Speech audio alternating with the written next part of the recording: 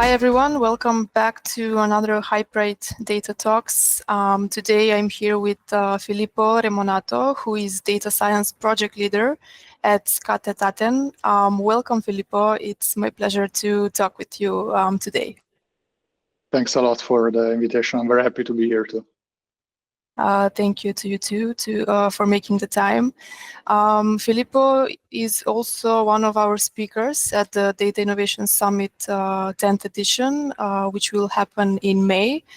And we look forward to hear more from him. As for today's discussion, Filippo, I would like to start with asking you, can you briefly introduce yourself, share some things about what you currently do and what is your professional background? Yeah, sure.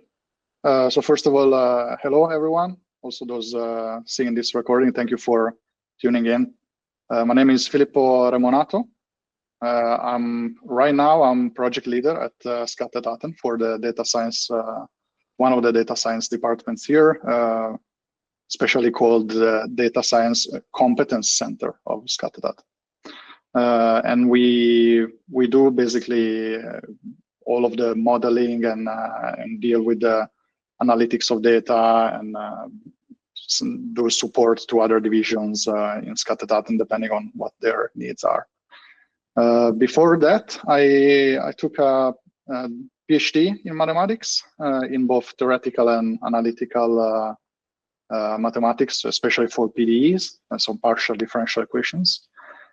Which then transferred into a job as a researcher in machine learning and artificial intelligence in SINTEF.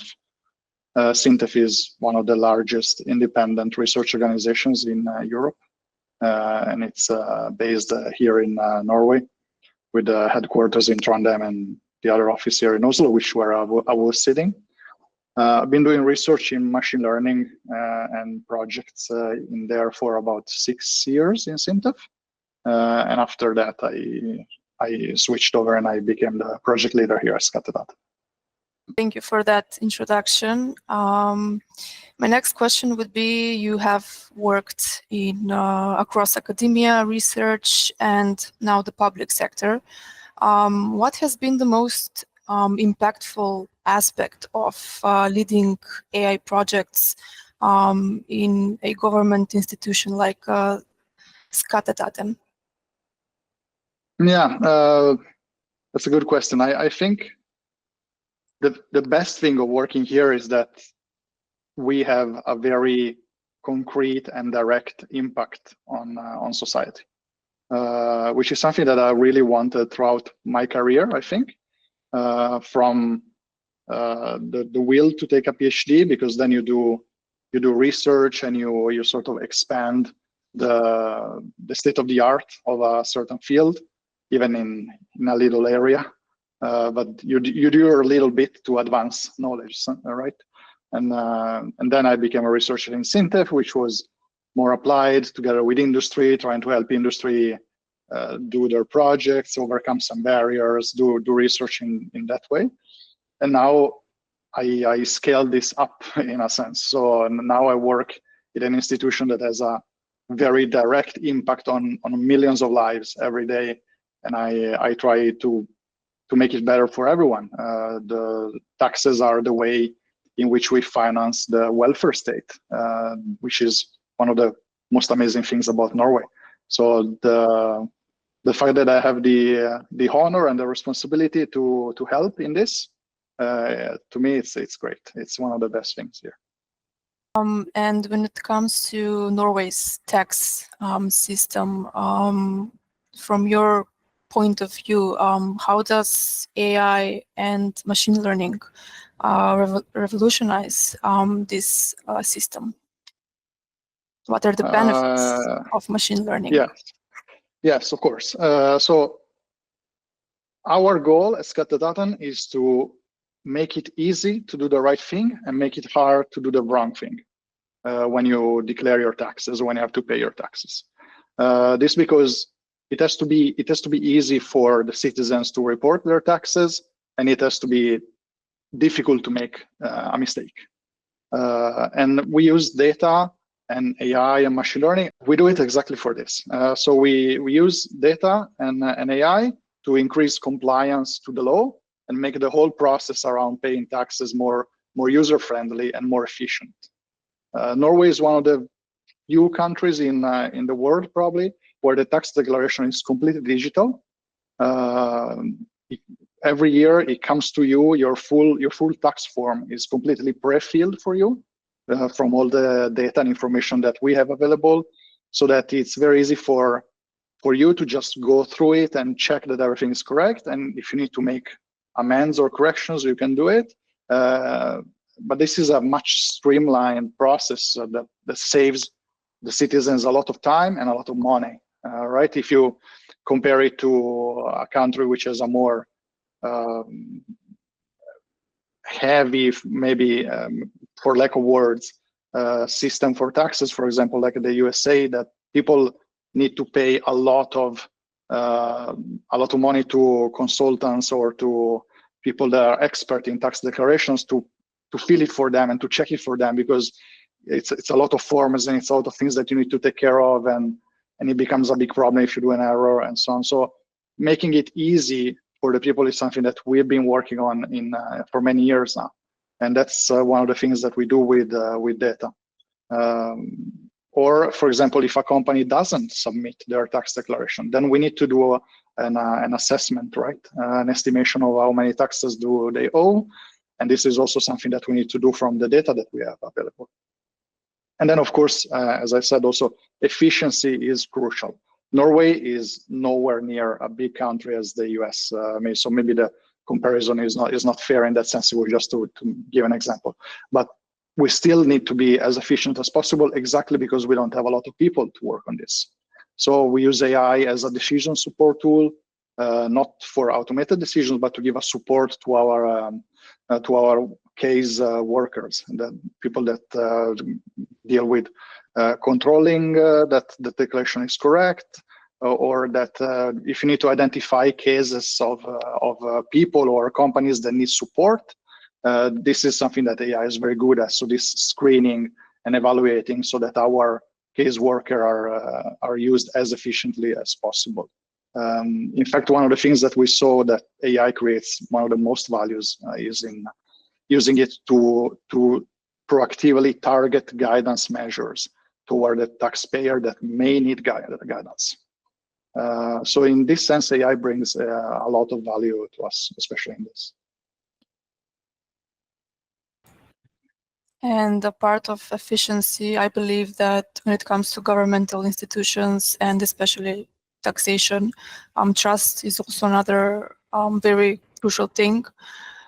So how do you and your team at Skatteetaten ensure that transparency and public confidence is present when implementing these AI-driven processes?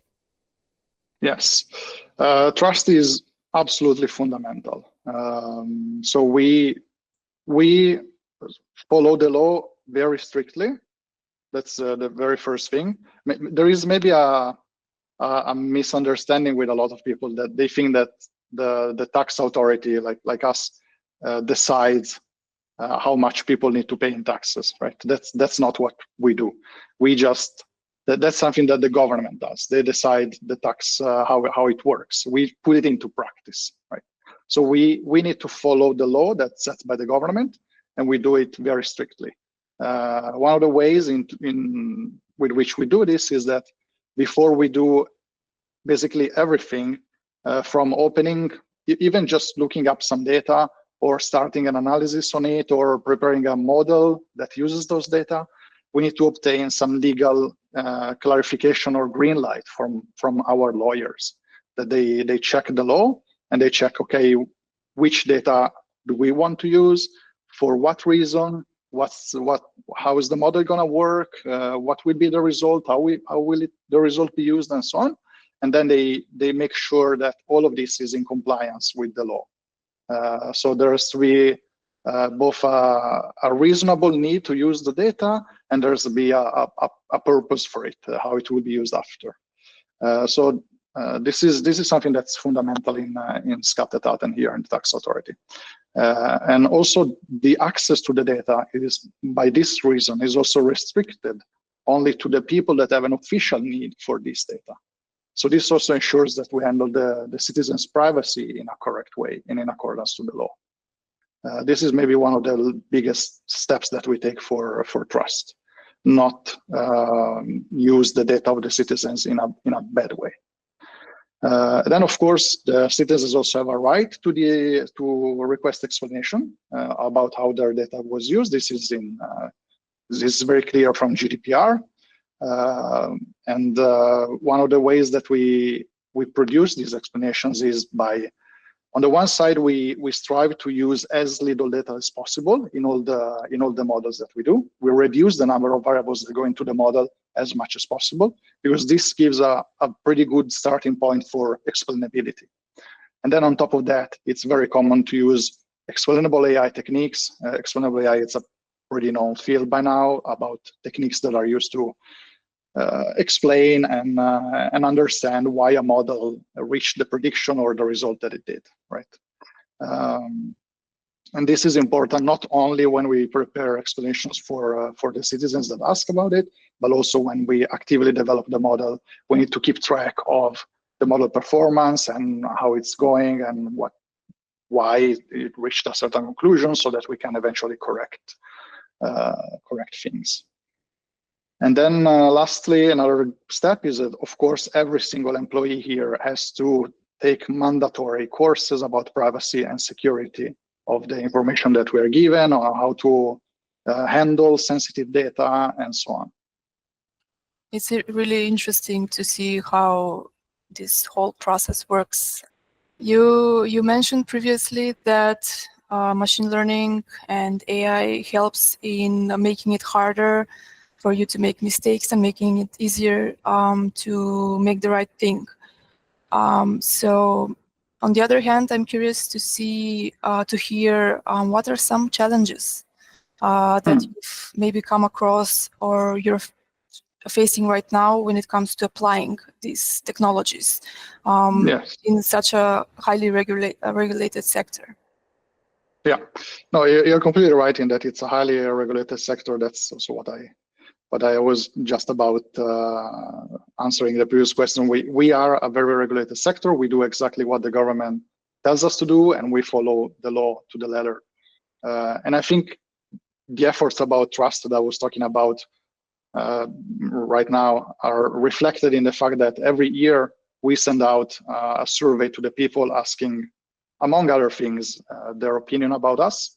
And for many years in a row, basically 8 out of 10 people say that they have trust and they have a good opinion of us, of the tax authority in Norway. So that's a very good indication that we're doing it right. Regarding the challenges, of course, like these legal assessments that we need to have before doing basically everything, they are the basis for our trust and the basis for doing the things right. But they're also somehow challenging for us for when you look at the development part, when you look at the machine learning and data analysis part. They are challenging because they can take a lot of time, because they can be pretty limiting, because in principle, we have access to a lot of data. We have access to data from banks, we have access to data from other government institutions, we have access from data that is sent in by our citizens directly in their tax reports and so on. So in principle, we know a lot more than what we are allowed to use in practice. So that is obviously a challenge.